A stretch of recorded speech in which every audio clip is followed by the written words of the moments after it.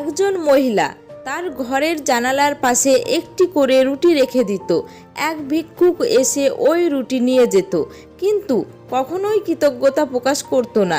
এতে ওই মহিলার খুবই রাগ হতো। একদিন ওই মহিলা রাগের চোটে একটি রুটিতে বিষ মাখিয়ে জানালার ধারে রাখলো, কিন্তু পরক্ষণেই সে তার ভুল বুঝতে পেরে বিষ মাখানো রুটি ফেলে দিয়ে নতুন রুটি রাখলো।